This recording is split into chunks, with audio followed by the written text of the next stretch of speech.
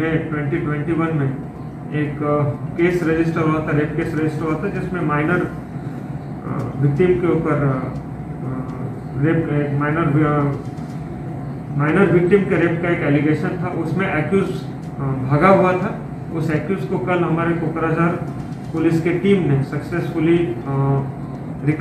Arrest किया है और अरेस्ट करके ले आए हैं। उसका नाम है रघु नर्सरी, उसका उम्र 60 साल है और अभी हमारा इन्वेस्टिगेशन आगे चल